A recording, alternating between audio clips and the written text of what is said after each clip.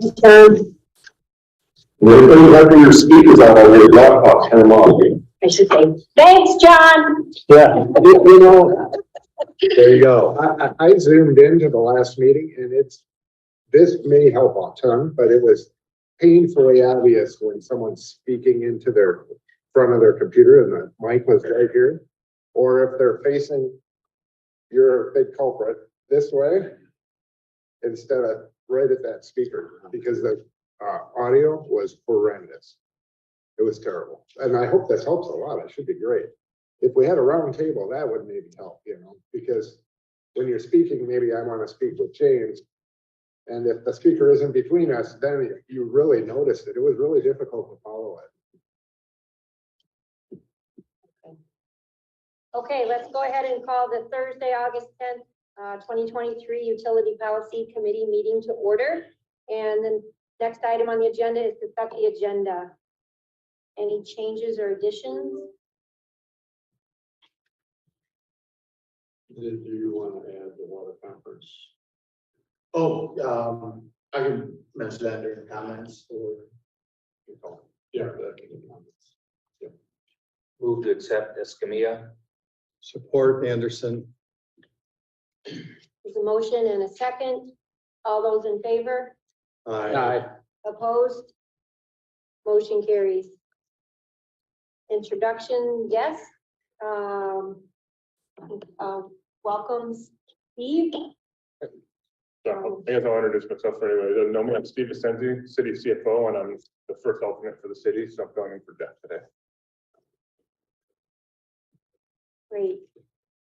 Welcome guests. I think we have. Sure. Yep. Jeff Lawrenson, supervisor of Cooper Township and chair of the regional commission. Mark Elliott, engineer and Northwood. Gary Andrews, supervisor. House supervisor. Rich Pearson, regional commission. And then online we have Good morning, Jim Behrman and Danica Katz from Stantec. Good morning, Joe everyone. Bonham with the city of Kalamazoo.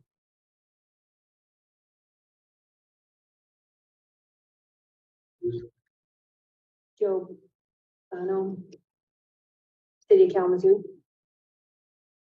And, Yes, Joe Bonham with the city of Kalamazoo. and Danica Katz.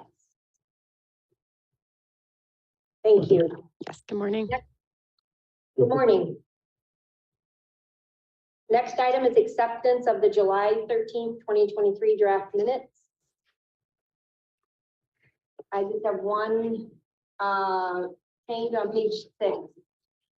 The motion that member Wheat made should read approve the amended 2023 Appendix D, including the 3 new items for 1 1/4 private items. 1 1/4 inch private items. Is that correct, Tom?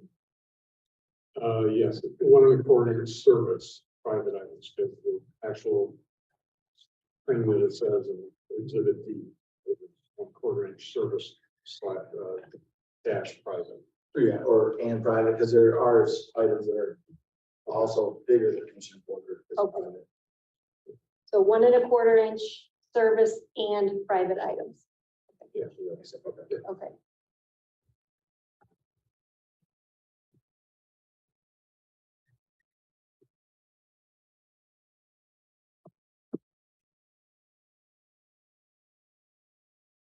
Yeah. I'll make a motion to approve the minutes for the July 13th as amended. Support. Motion by John, second by Tom. Accept the minutes as amended. All those in favor? Aye. Opposed? Motion carries 7-0. Next, item 5 is public comments. Anyone present or attending virtually wishing to make a comment?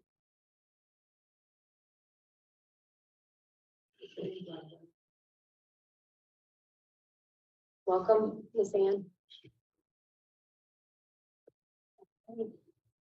Then on to item 6, unfinished business. The water connection fee system capacity buy-in fees. Yes, good morning, everyone. This is Jim Behrman again. We've had a kind of a number of discussions with Peter and Mark Beauchamp and James Baker. And we have a revised system capacity fee calculation to share with you. Basically what we discovered is the fixed asset registry that we've been provided did not include construction work in progress at the end of the calendar year 2022. So we have included that in the calculation. And if you'd let Danica share her screen, she's got a couple revised slides to share with you and the revised fee that we have come up with to share with you.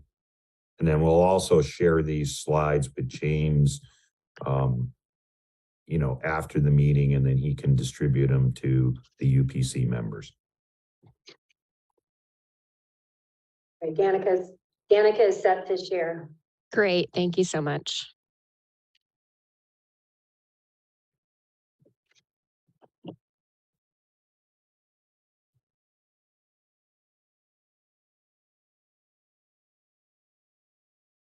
All right, is everyone able to see that presentation slide up clear? Yes. Awesome. Okay. All right, Jimmy, you want me to go ahead and run through these, or you want to talk? Go right ahead. I mean, some of Perfect. them are basically the same as what we shared last time and so forth, but yes, please do. Correct. Yep. This is the asset listing summary that we showed last time, pulled straight from the 22 fixed asset registry. So nothing, like Jim mentioned on here, has really changed. This next slide is going to be where the revisions have happened since the last time we spoke. So on this slide for the connection fee calculation, we're showing the original cost here, pulled from our fixed asset registry. This net book value that you're seeing here, also from the registry, is similar to how we presented it on the last meeting, as well as the deduction of service connections and metering devices. So following the same methodology that we were previously, except for this line here, you'll see is the change of the construction work in progress that we've talked through with city staff to, come to this conclusion that that's something that we need to be including in this fee. And so that's how we get to this adjusted net book value of the 164.2 million. And then since the last time that we presented this as well, we've made some adjustments to the outstanding principal, also based on some discussions with the city and the understanding of now including this CWIP and how that gets accounted for. And so with all of that being said, as of 12/31/2022, all of the source data that we've received thus far, the system connection fee is $1,027. And this is for a 1-inch meter. Yeah. And Danica, I would just add the principal outstanding figure of 110.6 million would tie to the audited balance for fiscal year 2022, correct? Yes.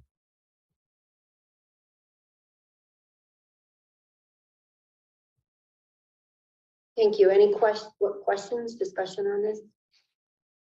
I had an opportunity to meet with the Stantec folks and James, and then we realized there were some questions with the capital assets. I would point out that this calculation is being made just based on capital. So there's also cash in this fund and inventory and prepaids and a number of other things that may or may not should be included in this balance. And it's really up to this group to determine, how the calculation is occurring. So I just want to make that clear that that's just capital. And so that's just infrastructure of the system. And when you start to delve into cash and OPEB and pension and accounts payable and due to other governments and all these other items, it makes this a whole lot more complicated if you were going to try to, you know, define how this calculation occurs. But just so everyone's aware, this is just taking the capital, less connection fees. And I assume, Danica, there's no connection fees in that or that construction work and process, right? Correct. Yeah, we went through and Okay. kind of looked through the detail of that to make sure. So basically, they're just taking capital assets, less debt associated with those capital assets, less connections, and saying that's the base for the calculation of this fee. And if that's the direction we want to follow, there's a calculation for you. I think initially we had looked at this and there was included in there was like cash. But it begins to muddy the waters because then what about accounts payable and what about OPEB and what about whatever? So this was really kind of Stantec's development of a base and it seems to be a reasonable approach to calculating this. And Jim was going to check with his colleagues and see, you know, in other instances, what else were they including in there? But you know, there are consultants, I think James or Jim here would say that this is, you know, a reasonable base, a defendable base of calculating this connection fee that would be subject to someone saying, hey, I want to put in, you know, 500 apartments or whatever, and I think your fee's bad or whatever. It's really just the capital of the system, less connections, less the debt. So what you actually own before financing. Just to kind of try to clarify it. Yeah, I appreciate that what you said, Peter. Yeah, this is honestly a typical approach that we tend to use across the country for these types of calculations. We believe it's, you know, very defendable from our perspective if someone were to challenge the calculation. So, you know, this is certainly something we're very comfortable with. We were just missing in the earlier presentation, we had missed the construction work in progress piece because it had not yet been moved in to the fixed asset registry. So again, we're pretty comfortable with this. This is, we believe, a reasonable approach, and it is very defensible if a developer were to challenge it. Yes. So I have a couple questions relative, you know, to taking the debt out. Isn't the construction work in progress all debt financed anyway? So isn't that a total wash? Wouldn't you be pulling that back out? How does that add? It wouldn't necessarily be all debt financed. It could be a portion of that could have been cash funded. So the initial calculation had the capital assets before construction and process, and all the debt was removed. Right. Well, some of that debt related to that construction work in process. So you were taking less than the total and subtracting the debt. Got it. And so theoretically, there's a number on the financial statements that says net investment in capital assets, and we'll look at it in a little bit. It's basically taking that number. I haven't compared it. I haven't even seen this till now. And basically taking that number and dividing it by pulling out connections and dividing it by, I'm not sure the terminology, like number of residential units, or what do you call that? I don't know. Equivalent connections. Yeah. So I haven't compared this to that number, which is the net investment in capital assets on the financial statements, but theoretically, that's what you're driving to, is that net investment in capital assets. And initially, you know, we were looking at $600 because we're pulling all the debt out and not all the assets were in the number. Just a second question related to that, and I know this wasn't all water, but let's say at our last agenda, I don't know, we approved the sale of what, $90 million worth of bonds or something. This is all across all kinds of capital investment, including just general fund. But if we're making a lot of investment in this, we've just seen a 30, a 1/3 jump from last meeting to this meeting. Yes, And if we're making a bunch of investment next year, unless it's cash financed, it won't even change it. it won't change it. Yeah, I think the big difference between what we see today versus what we saw last session was the formulaic change or change in the formula that created that difference. So we're now looking at CWIP, construction work in progress, Yeah. as part of the formula. So if we, if UBC agrees to this formula, then year over year wouldn't be as dramatic. There shouldn't be a very dramatic change. There will be a slow increase because we're investing via capital at greater rates than we're depreciating. But there's not going to be big jumps. And there is a component, which is cash financing, which resulted in the rate increase. So that investment will drive it up over time, but it should be pretty, my thought would be, we would look at this, we would consider it, and then at some point we approve it. We need to get that information into the contract, I think, the calculation methodology. And then you change it like every 5th year or something so that you don't have to constantly, well, now the developer has to consider something big difference. I don't think this is going to change a lot, theoretically, until every asset is bought with cash. That would change things. Yeah, and quite honestly, we don't, with our other clients, we do not see, they may do annual rate studies to determine what rate revenues should be adjusted by, the percentage adjustment. But we typically don't see our clients do a yearly analysis of the system connection fee. I think, Peter, you mentioned 5 years. Sometimes we see every 3 to 5 years. Well, they'll say as part of the rate study, let's take a fresh look at the system capacity fee and to see if it's changed noticeably from what we've currently introduced as the charge.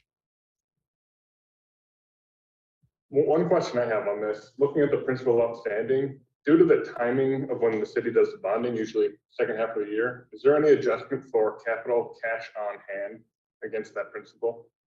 So like we may have had $15 or $20 million sitting on hand at 12/31.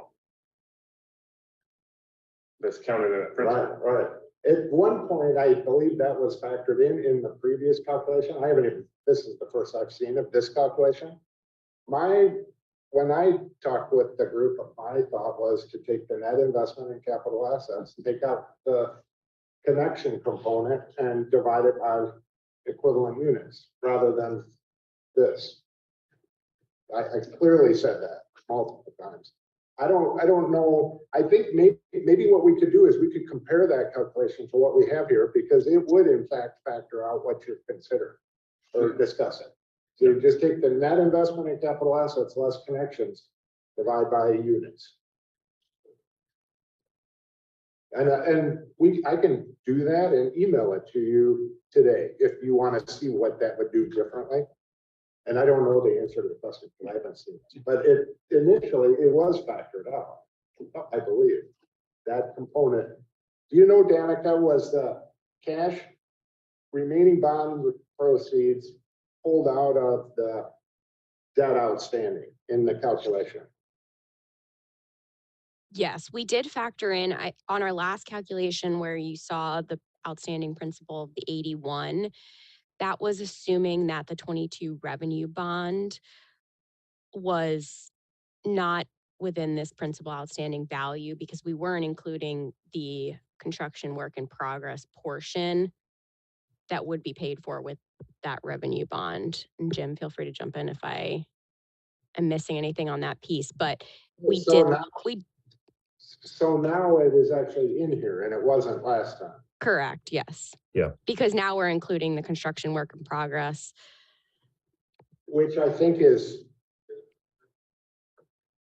would be not what you want to do I mean, yeah, I think this could be tweaked, 10 different ways, especially when you start considering, principal forgiveness and things like that with the revolving fund loans. Big picture, I'm looking, you're probably not doing much more than a 10, maybe 15% adjustment, so you're talking $100. Yeah, or you take the net investment in capital assets, which factors it in, and pull out the construction work in progress and divide it by units, and it'll do exactly what you're saying. So we don't need to vote on this today, so maybe we'll look next time. Yeah, we could, for next time, I can make the calculation and it basically does what, the, CFO of the city is suggesting, I think, is you've got to make one little tweak and let's see what it does. And it would, personally, I think it'd make the calculation easier. Yeah, I mean, if you want to send that to me between, I'd love to take a look exactly what you're talking about. Yeah, yep. We'll see what it does and we'll bring it back. The hardest part of that is the RE. I'm just gonna try to use exactly what they use. I don't know what that is. Oh, 52, 260. You're gonna send us that slide, Danica, to James? Yes. Yes. Yes, we can. And I'll just, just make the calculation and we'll see what it does differently. But it does factor in out the cash that hasn't been spent from that liability, which makes sense, I think. How do you do the calculation on the equivalent connections? Danica, you might want to walk us through that. So there's the actual meter connections, and I think it's making an equivalent to 1 inch. Correct. Yep, it's kind of shown here on this table. This is the customer accounts that we've pulled from the billing data. So you can see about 51,650. And then when we go through and look at each individual meter, whether it be quarterly or monthly, by its, applicable size, when we put that to a 1 inch, this is the number that we come up with year end 2022 for the equivalence, which is 52,260. Question for you, Danica. Can you hear us better? Yeah, I can hear you guys just fine. Okay, I think these may help a ton. Great. But look at that and talk, it doesn't go. Yeah, both of us. Okay, So a little more research and we'll be able to make some action. Does that make Okay. sense? yep. One quick question, what is the timeline the city would like to see us take action on this connection fee, this connection buy-in fee? I think For the budget. contract part is the time, drives the timing, doesn't it? Yeah, and so some of that's a little unknown. Yeah, we've got to get the attorneys talking. They're gonna talk on the 28th, They're going to talk on the 28th. So John, or answered- 26th, one of them.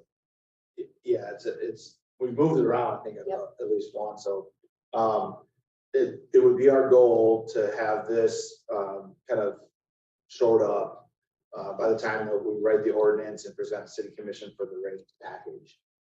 Late October. Yeah, Sooner. it could come as late as November if need be. Where our current trajectory would be the 2 meetings in December from the city commission with a work session. We now call those committees of the whole in November.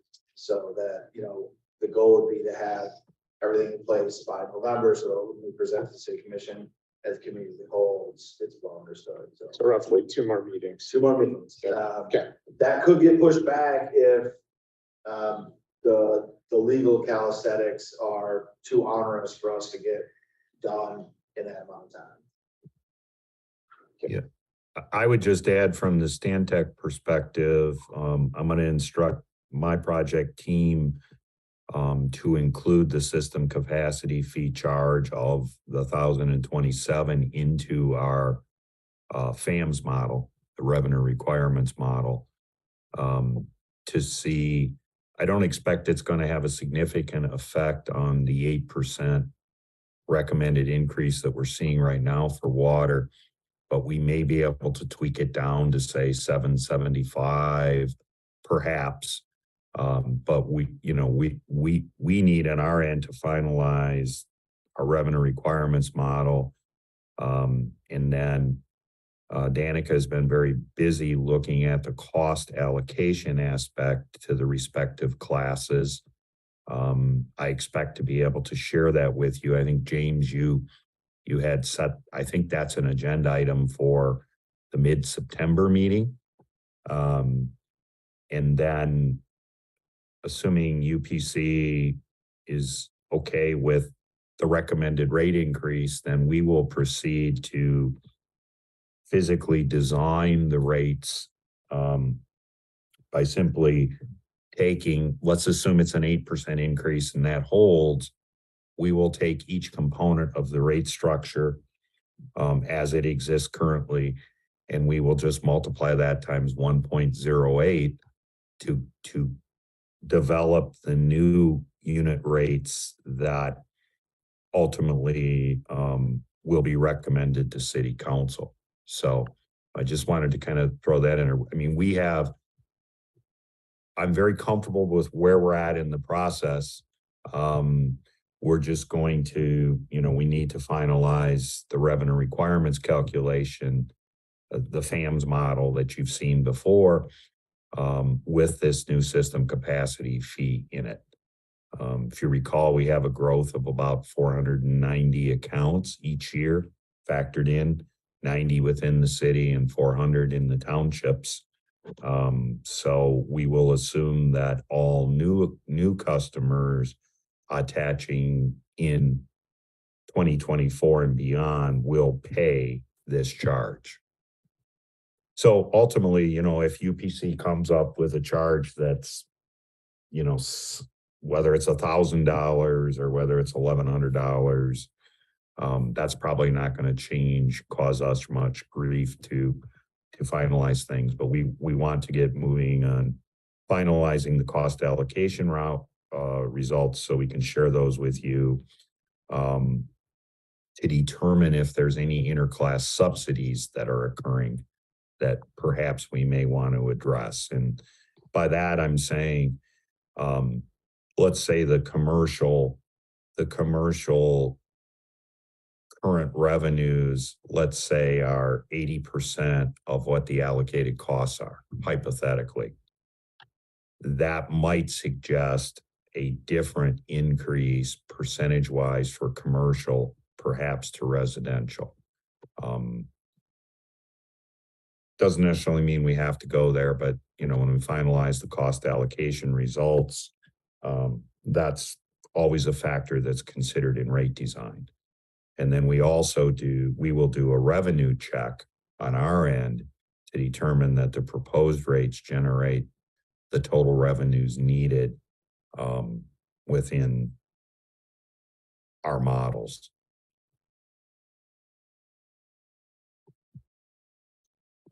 Anything else for us? I think I've kind of, if I jumped ahead, I apologize. That's kind of the status of where we're at with the rate study. But that's fine. Thank you. I think we're ready to talk about the contract amendment. And as James Baker mentioned, there's a meeting scheduled for later this month for the attorneys to discuss that. There's a draft that was sent, and there'll be discussion around that. So we should have something in September. A draft was sent out. The regional commission's attorney sent a draft of proposed language to the city attorneys, and then they intended to meet, and that they had scheduling conflicts, so it's now set up for later in August. I forget the exact date, but yeah. Quick question: how many separate jurisdictions does it have to go to for approval then? This is 11. All the signatories, yeah. On the political side, any issues? Is this going to be consent agenda item? Are people going to? I think it's an opportunity for the regional commission attorney to get with the signatories and bring them up to speed. It's been a while since there's been that kind of discussion. I don't think it's going to be a slam dunk, but I also don't think this is an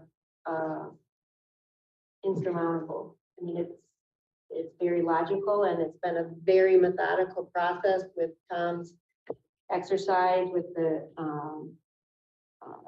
great consultants work on this. So there's information to present, but it needs to be explained, but it's good for them to understand what it is and why.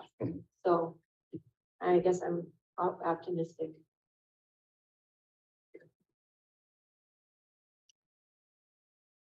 Okay, anything else on that? The capital improvement program update, and I don't know if that's Tom or. Tom, and I can jump in. Let me start with the townships that were due at the end of the year. We had sent out some drafts, and we got comments back from James. We made some minor changes to that.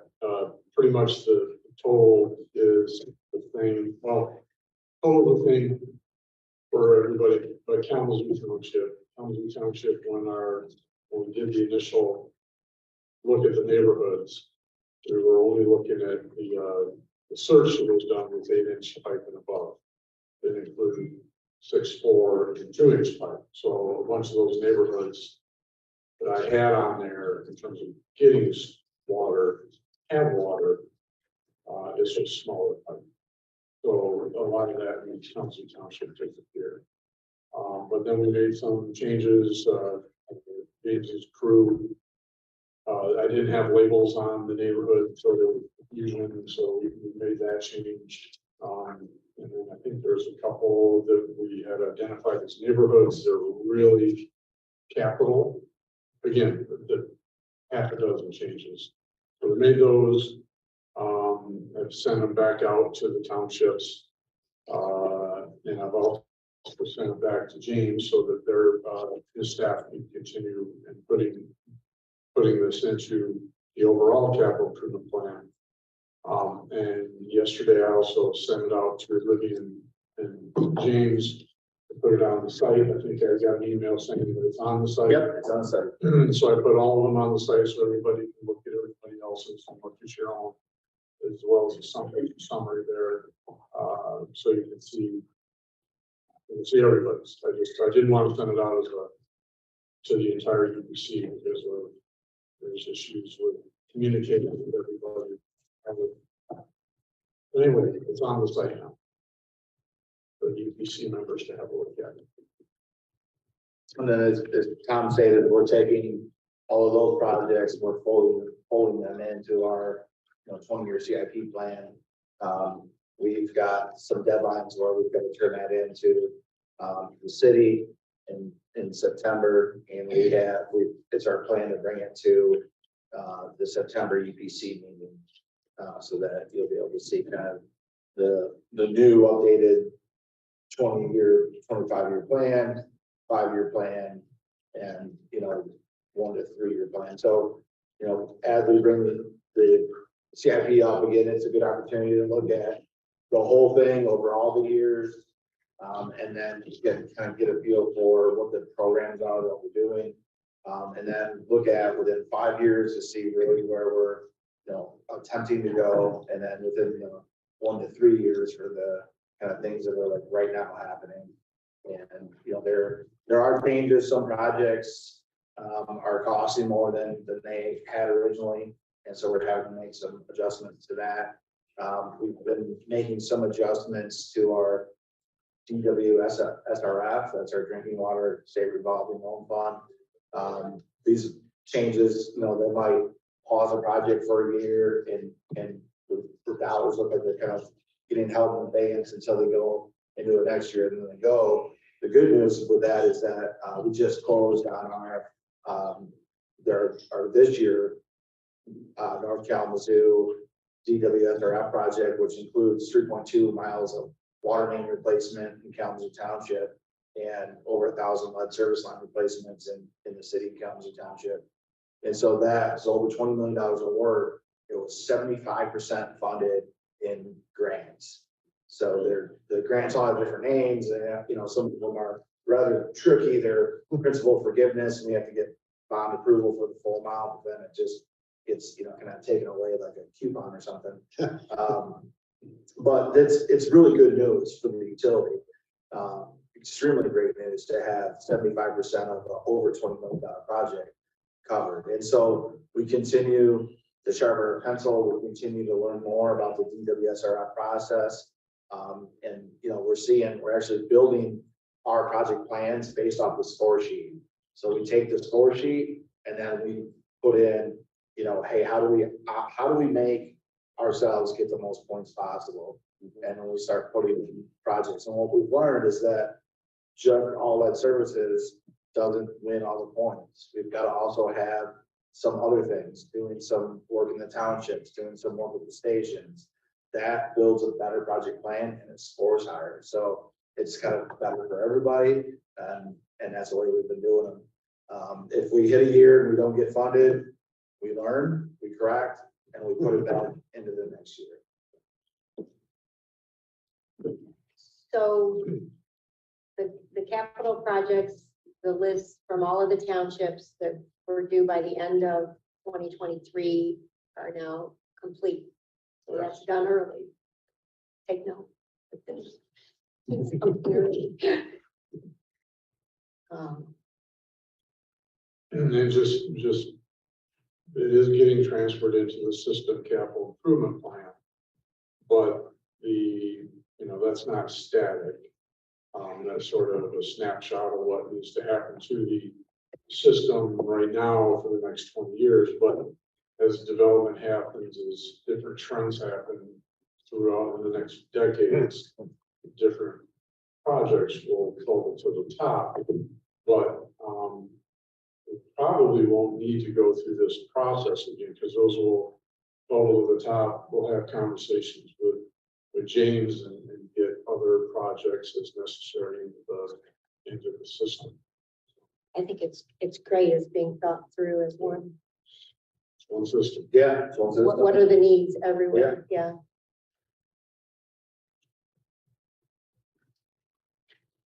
Any other questions or comments?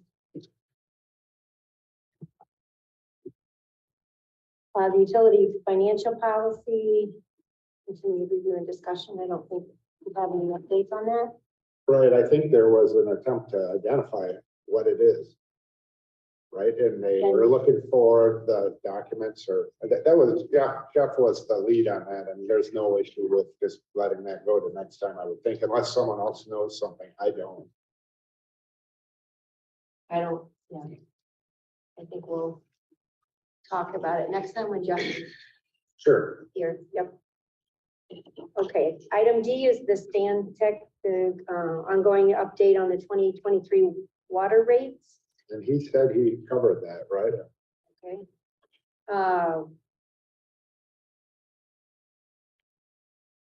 The water affordability plugs into that somewhat, and so we probably have an update on. We're still trying to get information out from community action agencies. So just provide some background. We applied for the Michigan Department of Health and Human Services water and wastewater water affordability program, which covers payment in arrears. And so that's for all households up to, it's essentially Alice level, it's like 250% of federal poverty.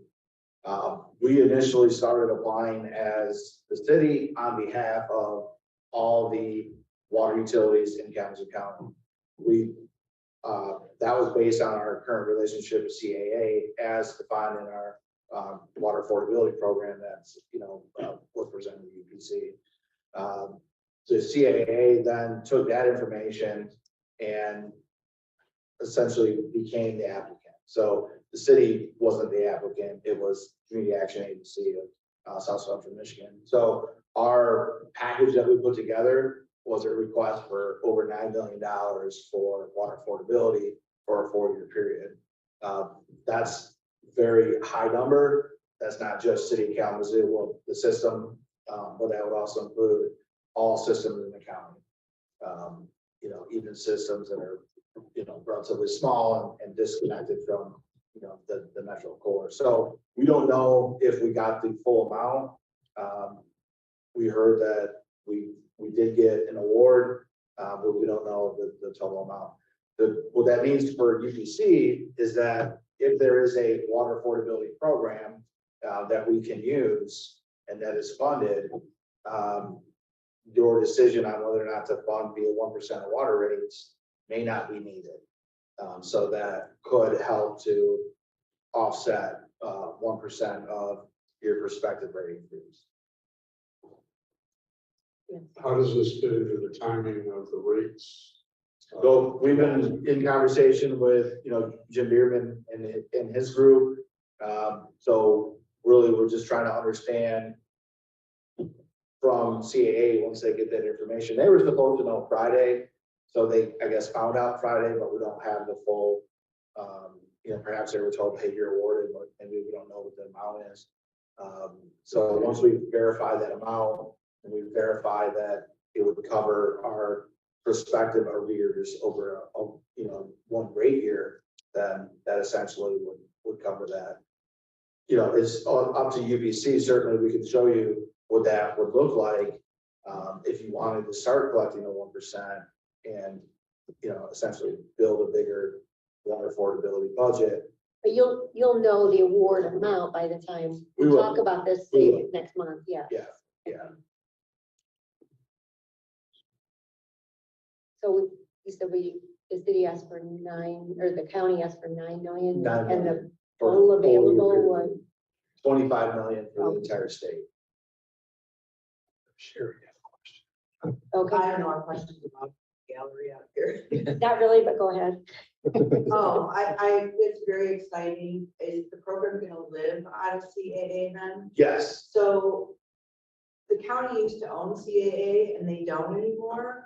Do they have a presence in Kalamazoo? Do they have an office? So Yeah. we're talking about that. They do have an office, and we're also talking about having an office hours. So that's one of the things that we've been building in the water affordability program is to have routine, say like weekly office hours at Stockbridge facility. And then we're also trying to do like once a month at one or more of the townships. So there, if folks are on the outer extent and they don't drive all the way into the urban core, then we've got some connection. So we Yeah. have possibility of that, yeah. I mean, certainly the numbers are important for what happens. I mean, eventually for, how to pass the rates and funding and all this, but any kind of information that you can bring as far as, publicity that we can do to hopefully they'll get that program up and running pretty quickly. Right. And we're planning, so right now we're sending postcards out to every account holder that's in arrears. We're sending that account holder a postcard that says, hey, you're in arrears, call CAA, because the program right now that's active is the LIWAP program. It's a low income household water rate affordability program. And so that covers, there's emergency assistance right now available for customers today that are in arrears. So that postcard's going to everybody in arrears right now. The information is so important because I think sometimes township residents they just assume everything related to the city, and so Right. anything we can do to To help. get it pushed out, certainly. And then with the water affordability program in general, we're gonna be working to put a lot of, press packages together to get all that information out there. So that's probably something that we're gonna mail to every customer, not just customers in arrears. So that would be, something like, 50,000, information packets going out to, 50,000 addresses. So we'll be working on that. It's our goal to start hitting that the last quarter of the year. So we're looking like October, November to really start to have that in people's mailboxes to show them, where to call, where to go, what's covered, what's not, and just so folks have that ability. And the goal is to have it, in their hands to all water customers so that they've got that information. Thank you. That's good. I think there's one other piece to get the information out on, James, and that is Kalamazoo did it countywide. So it includes Portage Water System. Correct. It would include the city of Galesburg. Yeah. It would include Village of Augusta. And so sharing that information with them. So while the grant is there for us to consider with rate setting, for City of Kalamazoo water, there's a portion of that dollar that's going to be used within the community, the county as a whole. So, Yeah. So on the proposed rate development, the scheduled target dates, I heard some little bit of discussion earlier that September, are we looking at that? For this group to look at that proposed? So the September, meeting for the UBC really goes to, clarify the rate structure as it applies to the different service groups. So they're doing some cost of service analysis right now. An example of that is that as they analyze that rate package, if they see, for example, like commercial accounts should be higher than what they are now, then that's going to get kind of teased out. So, as we're looking at, Jim referenced the 8% rate increase, that may not be 8% for every single account, for every single use. That might be a higher amount for one use class versus another. Now, city township has all, none of that changes. That's all the same. But it's just the difference between like commercial versus residential or multifamily and the different meter sizes. So what I was trying to get at is, we'll have an in-depth look at that in September. Correct. And then probably not take action, but take action in October, is that? Yeah, probably provide some guidance, if it comes forward and, I'm just using examples, it's not, at all an indication, but, if there's a certain class, like commercial or multifamily that should be higher or lower, that the discussion will be held, and then, there would be probably some consensus on, okay, that makes sense, or, hey, we don't like that. Let's not go there. And then, probably final rate package would be at the October meeting.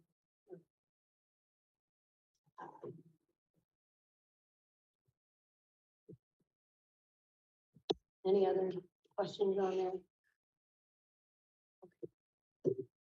Item E, projects review, continued discussion. We talked about the projects last time. I think we landed that the townships make a request on those to the city of Kalamazoo on those projects.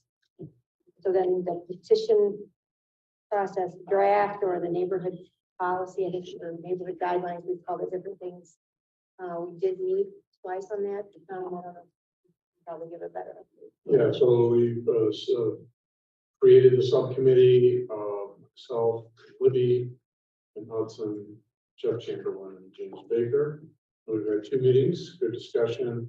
I sent out at the conclusion of the last meeting, which was last week, I believe, I sent out an outline, sort of a procedure that we had talked about for the committee to mark up and do whatever they choose to do with. And we have another meeting, I believe, in 2 weeks. Yep, I think it's the 23rd. So we'll discuss that in more detail. So eventually that will come to this group. Yeah. I don't know if it'll be September, It'll be, October. It's not that pressing. no.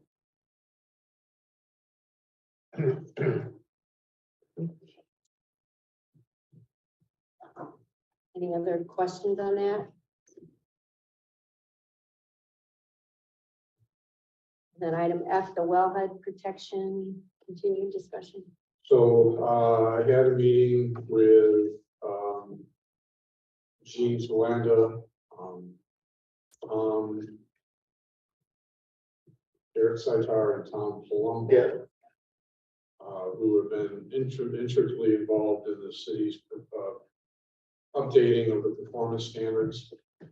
So we just had a meeting and went through the entire document after I had a chance to review it.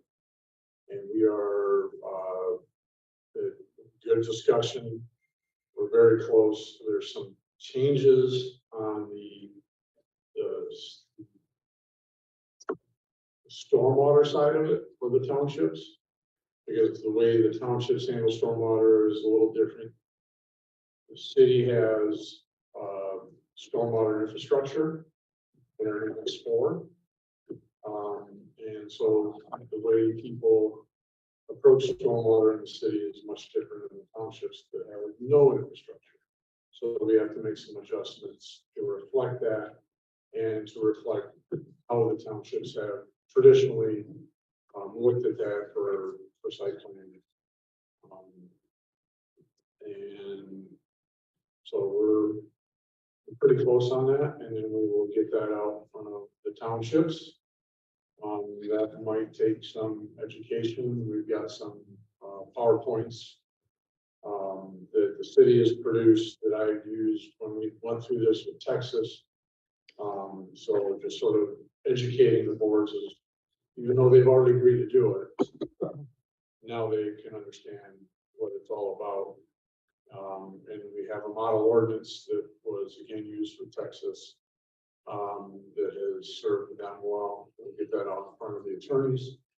But I imagine it's going to be pretty close at this point. So it's just a matter of getting it in the process. And again, our goal is to try to get that done by the end of the year. There's a quick question here. So we're talking about a model wellhead protection ordinance. Yes. For the township. For the Right? townships. Okay. Because there's for an extension of that, which doesn't really apply to us here, is this whole stormwater, discontinuity, in terms of how it's addressed between adjacent jurisdictions like townships and the city. So I know that's really not for us to discuss, but I guess I'll just ask the question, is there any conversation happening that townships around, this wellhead kind of opens the door a little bit around that, you're just protecting wellheads and runoff from a junkyard that's adjacent or something.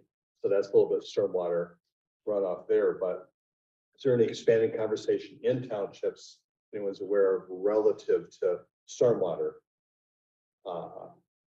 treatment expansion expectations or whatever? Through April 30th, there was not. I don't know since. Just one example, how these things come up. For example, there's a treatment that's going to occur next to Silent Lake, which Western had a pretty big grant for and is chipping some money in. And because one of the results is, that Costco development, which didn't have perhaps the same stormwater treatment expectations, were on the other side of Drake, it's creating some runoff that's ending up in the Silent Lake and that sort of thing. So it's being treated over on the city side. So just, that's an example of how things happening right next door. The headwaters there, KLF. Yeah.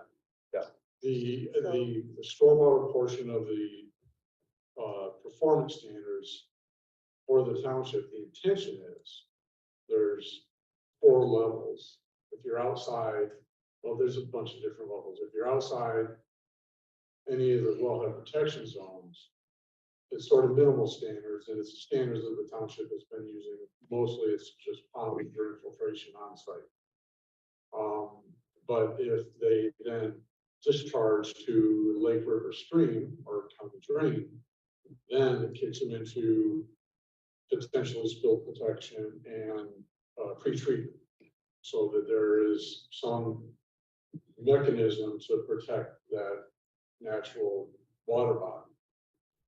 And then beyond that, it gets, then it gets into the wellhead protection area, and the standard just sort of ratchets up.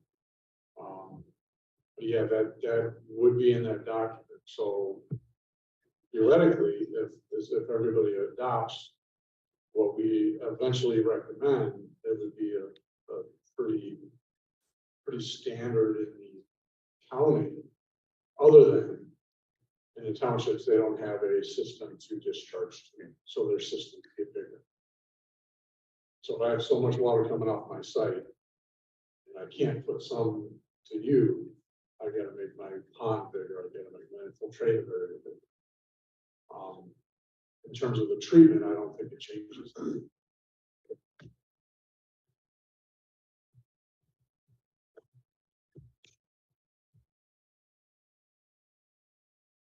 Any other questions or discussion? Good question. Item 7, new business, the quarterly financial analysis, including audit. And Peter, you had made a request last time to meet with city and. The last meeting, I discussed the concept that the city's audit was available and complete, and I requested an opportunity to talk with the city CFO, and it's great that he's here today. And he made time for me in the last, couple of days, because I didn't actually ask him until a week ago. So he said, I'll do it today. So anyways, I had an opportunity to walk through the city's audit, and Article 11 of the contract requires the city to have an audit by certified public accountants. And it requires the city to take action if there's discrepancies and things of that nature. And I just walked through the financial statements before I talked with the city staff, and Jennifer and Steve were nice enough to make time for me. And I just would say that the opinion on the financial statements is what I would refer to as a clean opinion, that they're following generally accepted accounting principles. The contract requires that. Perfect. And then there are opinions on internal controls. And there was one issue, I wouldn't even call it an issue, and I work with nonprofit and governmental entities all the time. That's all we do. So I didn't think there was anything there to bring up. And then I pulled together the city's water fund financial statements, and I included them in a handout to you. And I put some, I call it an asterisk or a little marking on balances that I basically walked through with the city finance folks. And I just wanted to have a better understanding of what was included within these balances. So for instance, on the first page, you'll see a little star next to $30 million of cash and cash equivalents restricted. And that balance represents bond reserves as well as unexpended bond dollars. And that's what we were talking about when we were looking at the calculation there of the benefit fee. And so I just wanted to have a better understanding of what was included in the financial statement. And so then I asked what's included in that $7.5 million due from other governments, and that represents, to a large extent, it's the bond funding that they request from the state or through that SRF program, state revolving fund. So they spent some dollars on projects, they requested the state to give them funding. I also asked about the net pension asset. That's the fact that the pension has more assets than liabilities, and that's the water fund's share of that overfunding, and it just has benefited from a great rate of return theoretically.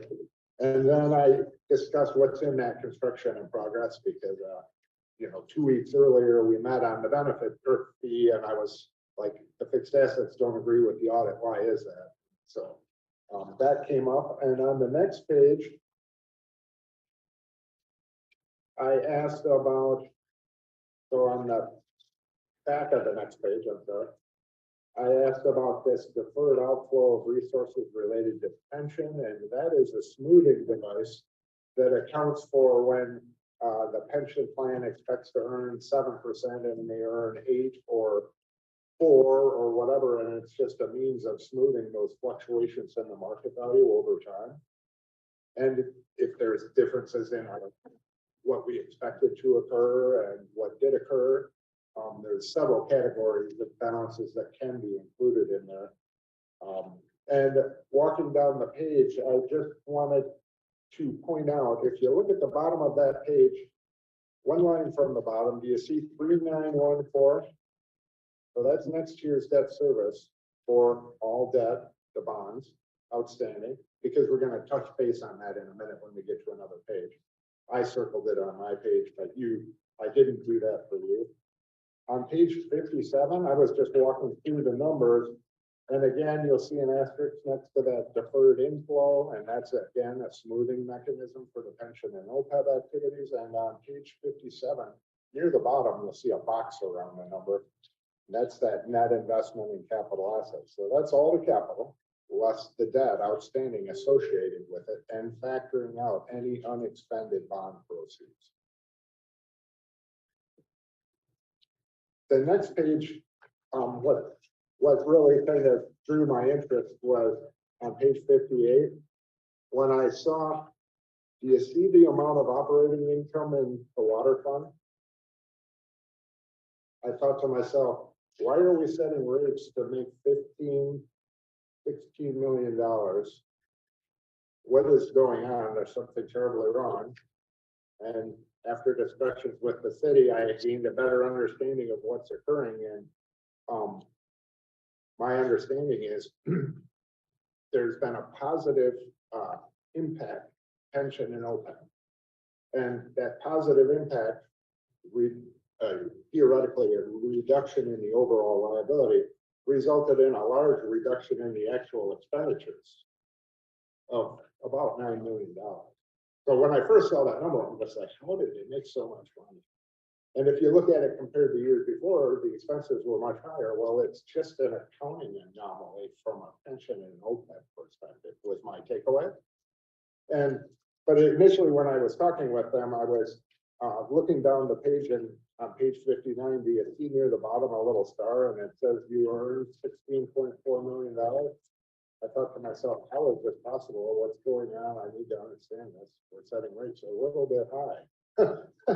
But in fact, it's reflecting this pension anomaly and OPEB anomaly. So in a given year, your pension liability can go up or down. To some extent, that's based on the market value of the investment. The actuaries change the assumptions periodically as well, and the oversight body would approve those, and it could swing the numbers significantly, multiple millions. And when I first looked at this, I didn't think about the implications of that. I see it with my clients all the time. I didn't think about it, but Steve kind of walked me through, this is what's going on, and I was like, it makes a lot of sense. And I see it at all my clients, but initially when I looked at this, I was like, and if you were to look at it, you might notice you're like, why? So on page 59 at the bottom, you can see it was a great year from an income perspective. And that's the result of some fluctuations in pension and OPEB. And if you look at page 196, this is the bond coverage calculation. So it should be the back of your packet. And so you see up at the top, you can see where we have total revenues, and then we have direct operating expenses of $8 million on the far right. Look at the year before, 19. So that's a big fluctuation in this pension and OPEB and other things. And as you walk your way down this page, you'll see pension and OPEB. It's $8.7 million being added back. Do you see that? Which is great. So that's really, Yeah. that's the, so rates are higher. We need to make more money to cover our bonds. This year, when you look at your bond coverage, you see how it's 3 times. Yeah. It actually only needs to be, I believe, 1.2, and you shoot for 1.4. And what I wanted to point out is, do you see the amount of debt service principal in 2022? 2,005,000, or 2 million, yeah, that's right, 2,005,000. Well, that number I pointed out on the prior page next year is $3.9 million. So it'll be harder to get the coverage when that is up substantially. So after I spoke with the city staff and had a better understanding of this, I thought, great, you got a good opinion on your numbers, they're good. I feel comfortable with what's here, and by all means, you can ask questions. It's probably of Steve, not of me, but very informative. Talk for maybe 15, 20 minutes, and I felt like I understand a lot better what's occurring, and hopefully I haven't gone off half of your understanding as well of the balances, but I'm just trying to kind of regurgitate this for you. Mm-hmm.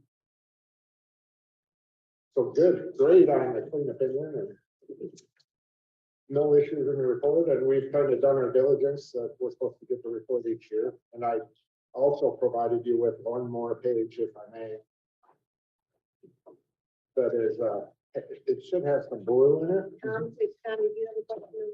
Yeah, just for the sidebar on OPEB. So it sounds like that part of the system is doing pretty well right now. The pension is overfunded, the OPEB is not. I don't believe it's not fully Some funded. nuance. Yeah, so, the way the OPEB, about 2 years ago, the city adopted a new retiree healthcare plan. We went to a Medicare Advantage plan where we partner our Blue Cross plan with Medicare. And those changes, it's a 2-year lag on when it hits our financial statements because our GASB, actuarial report, that's the way it works with the carry forward and when that report is dated.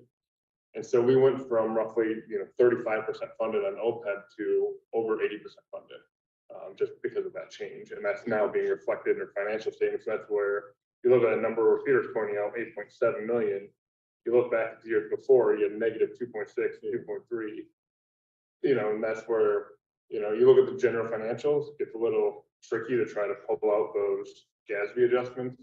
You look at, our pledge coverage, we adjust more closer to a cash basis, which kind of pulls out those accounting adjustments and says, how much are we actually paying? And so that's where we're putting in the OPEB debt service into that cash basis, because that's the cash we're paying out every year for OPEB between the debt service and then the water funds to share of the contributed amount of a total of 3.5 million that goes to the OPEB fund. So all those things kind of working together, but I probably over-explained a bit. Just a little bit, stepping if it's okay. So, we got the pension, but for a long time, for other post-employment benefits, healthcare, we were just doing pay as you go. Yep.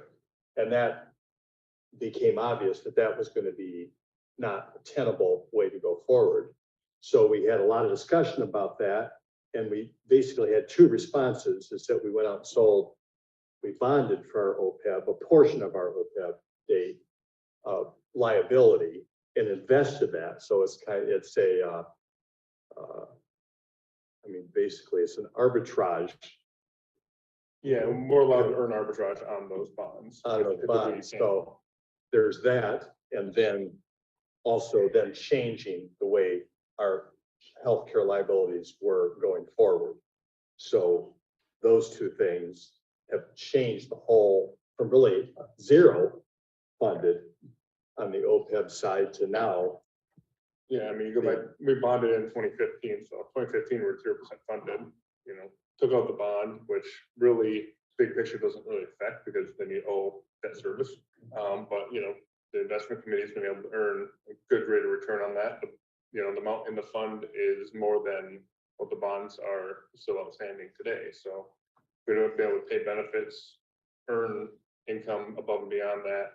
And then the plan that we've set out with the contribution and now adjusting the benefits, which, still gave everyone comparable benefits to what they had before. Of course, that's the word you have to legally use.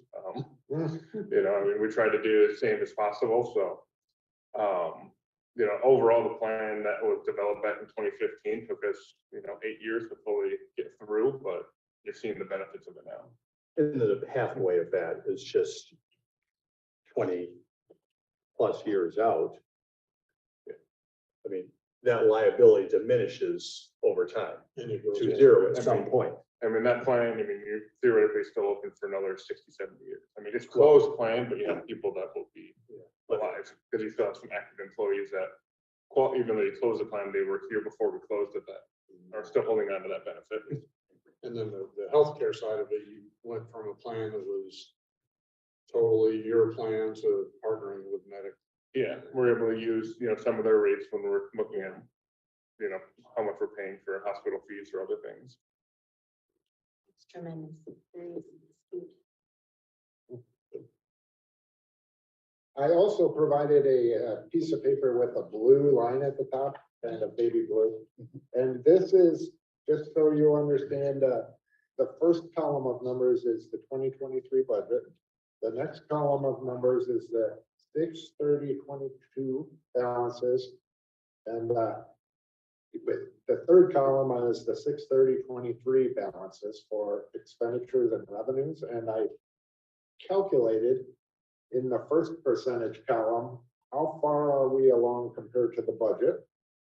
And then in the second column of percentages, how do we compare to the year before?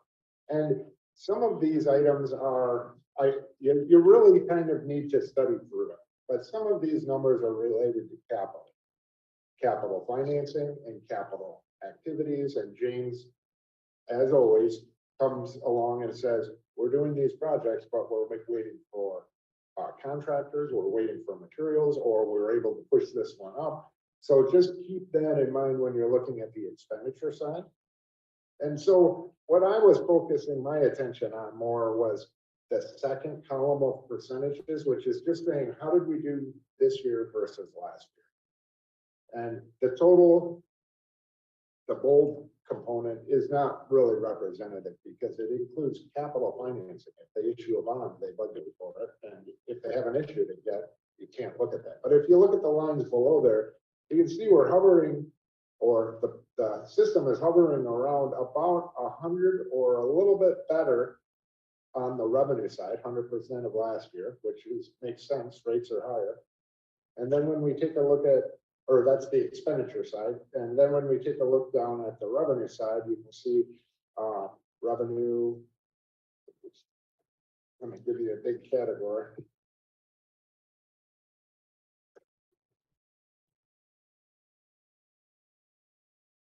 Such as water and sewer system revenue, you can see we're at 112% of the year before. So that's after the revenue caption. About this far down, you can see on the far right, 112% of the year before, which we raised the rates by how much? 20%. So, and this is without accruals and timing and when those things go into effect.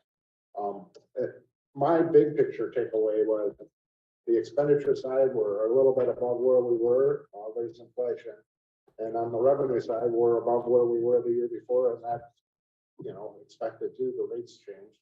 And the minute detail, I kind of look through the headings and consider, what the heading says, but I don't set up the budget, so I don't necessarily know what they got planned in every line.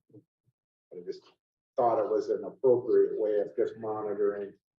Things are proceeding, revenue's up, we increased rates, expenditures are up, we've increased what we're gonna do in capital, but also they have utility bills that have gone up and they have labor that goes up and that, so. Maybe, and you could have this data if you want, it'll show you every line of every expense if you're into it.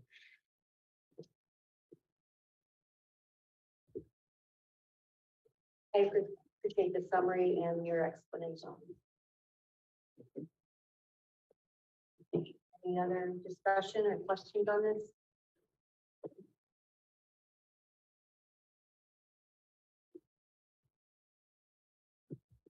And item 7B is our monthly invoice approvals.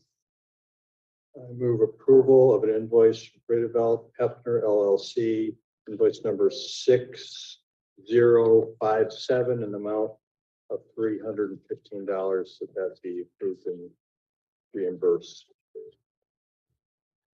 I will support.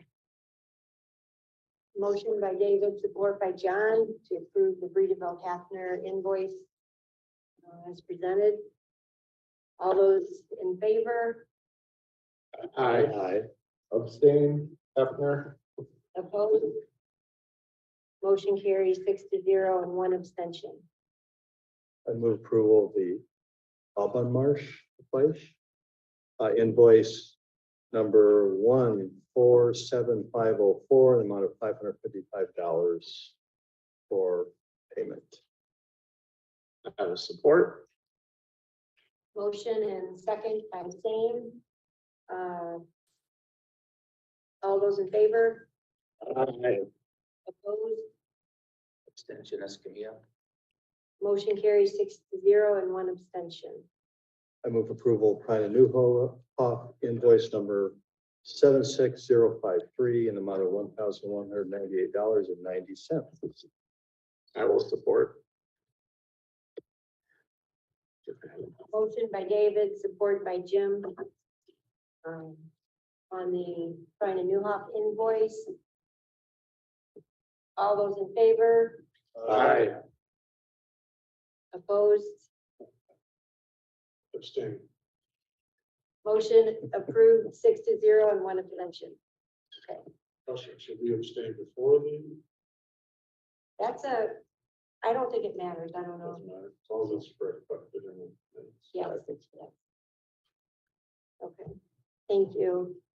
Committee member alternate attendee guest comments. Let's start with, the Sand. Any comments?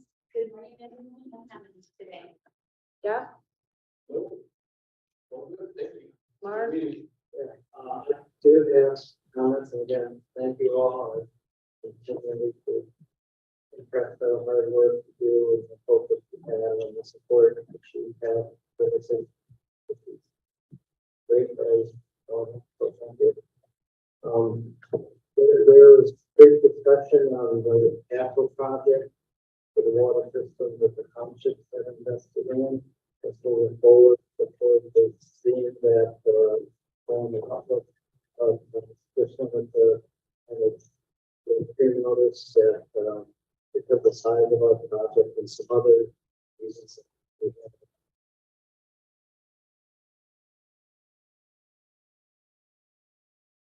With respect to what's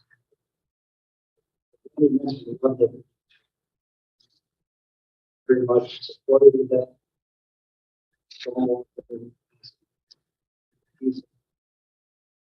Yes, one of the things I just mentioned, even though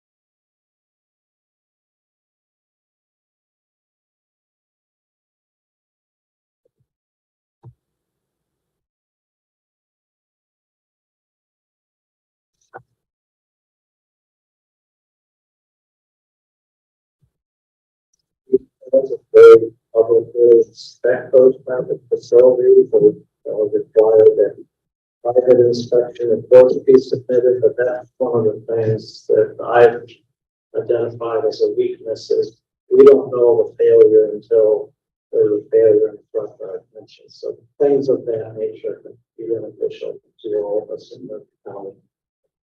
And like it's the cost scope project came up. I was somewhat involved in that, and it was interesting. The city actually wanted those roads into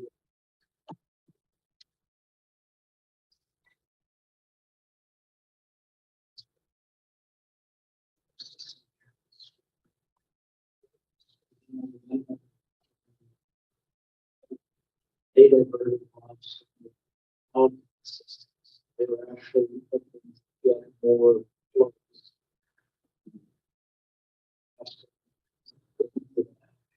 We incorporate the existing.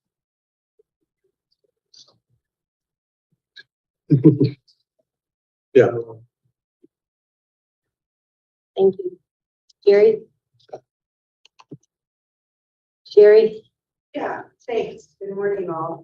One thing on the stormwater, I know we're talking about the retention pond behind Myers right now, is actually been almost taken over by the nature around it, and so it can be a repair. So we are talking about water retention and stormwater.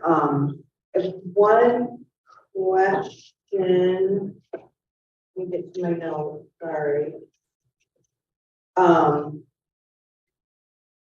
With regard to the information that Mr. Hester presented today, thank you for that. Certainly the explanation around the different numbers was really helpful. Just as a food for thought, and I don't know, I was on the website today kind of seeing what's there, but sometimes a resident who knows how to read these well, I could see someone saying, why are they sitting on all this cash and they're raising our rates again? And so I see that on table 13, there's some, even though next time I know I need to bring my old lady glasses. average, but I see that there's some notation there, so I don't almost wonder if it's worthwhile, like, making some notation about why there's so much, where there appears to be so much cash. Food for thought. Thank you. Point. And I know that you're hearing from residents on certain cash balances. Yes. So it's You're safe, but you know. okay. You're from the regional commission. You get a lot of background. System capacity by. I don't think there should be education. To the population. But I did have a question, and Jim Behrman's still on, and maybe James, Peter, in your committee, let's follow up on it. We did it from the city audit of meter customers per size, 1 inch, inch and a half.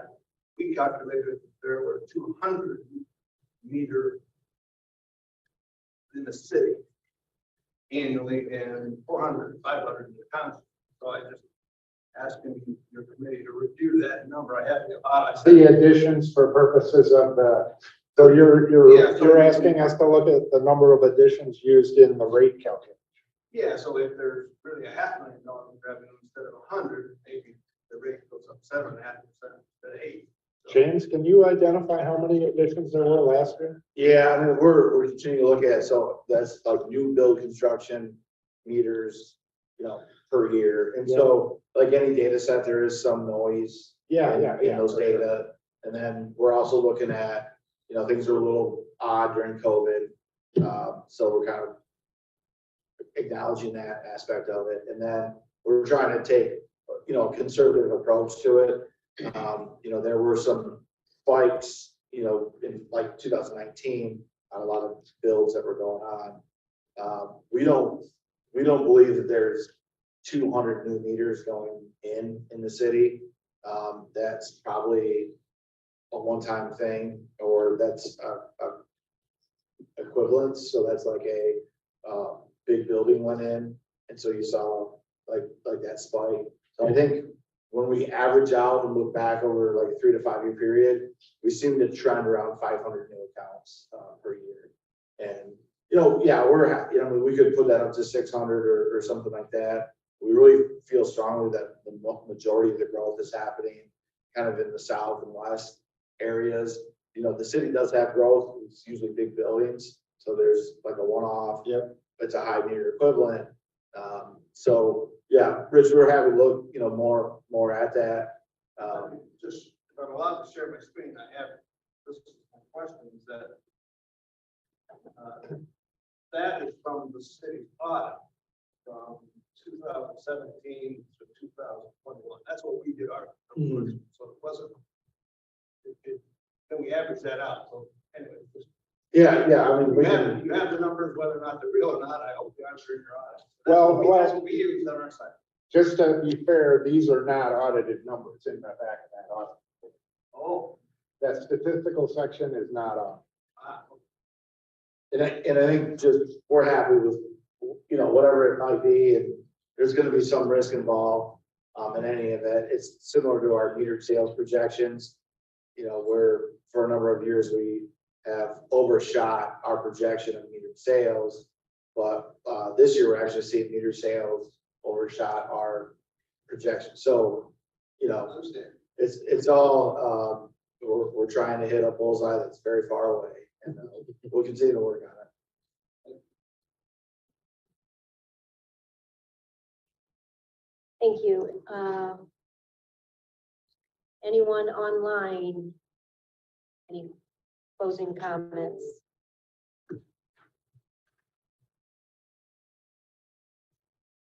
Board members? Or James? I had 2 comments if you wouldn't hear. So first comment is the Michigan Water Infrastructure Conference is happening this year in Kalamazoo. That's September 19th, 20th, and 21st. We will provide registration and we'll pay for the cost for any UBC member any UBC alternate member, and any one of our partner communities, if it's an elected official, an appointed official, or a staff member. So, you know, any one of those, will just let us know. We'll sign you up. We'll provide the cost of registration. It's certainly an invaluable experience for professionals, administrators, and decision makers in water. It's really high value for us to get folks like UBC members or some of our member communities engaged and involved in these things. So yeah, just see me afterwards or send me an email, and we'd be happy to do that. The other comment is that on Tuesday, August 15th at 6 p.m., I'll be attending the Ross Township board meeting. We continue to see some challenges with PFAS in Richland Township and in Ross Township. The challenges in Richland Township we've been able to address as long as they stay minimal, but it's continues to be a challenge. And for those not aware, Michigan has an MCL on PFAS. That's maximum contaminant limitation. Our water quality reports that we just sent out shows our compliance with Michigan MCL, so you see what the numbers are. EPA just released new numbers that are lower still, and so there's could be some continued focus on PFAS in the coming years. So as always, I'll report back to this body following the meeting in Ross Township. Thank you. I'm all set. No. Just one thing, and actually, Sherry, I meant to ask you, do you want to give an update on the, it's not water, but it's sewer expansion? What's happening in a nutshell? So the actual ongoing litigation in order to do our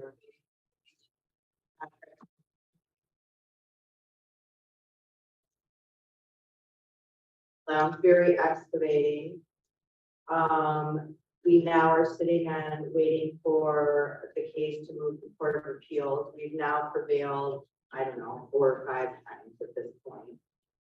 But to get sewer off the ground in Ashimo, the board approved an alternate project, and so we moved forward. We're going to use funds in our sewer fund right now to get it started, and so we will be going to build probably late this fall, late August, the project will get started to get us rolling, and then hope is we will have a swift action by the Court of Appeals. And then we can go ahead, close those bonds before the year end and get the project calendar back on track. So very glad to say that the USDA, Bond Council, all the partners involved in that are still very supportive in supporting Ashimo, including Lounsbury. We move forward in this direction as a good faith effort to the contractor to let them know that we were serious about getting this work done. We just had to go about it a different way. And then the water that's going in down West Main and Big Rock Drive, got a contact of when was public sewer going in there too. Not yet. So, thanks. And the alternate project that Ashimo is moving forward with is right out here. Yeah, so it serves the library, it serves this, it yeah. serves 7th Street. So and we're doing our set up to first, serve this large. essentially. And so it comes down here to, actually don't know exactly how hard does it go down West Main to set up. Yeah. And then some residences on 7th as well. What's the total number of connections on that? Yes, 12 on 7th Street. Okay. We're located at a lift station on 7th Street, so. Serve the larger area development. So, and the appeals that keep happening it's down to 2 individuals, and they're suing on the same issue. Yeah.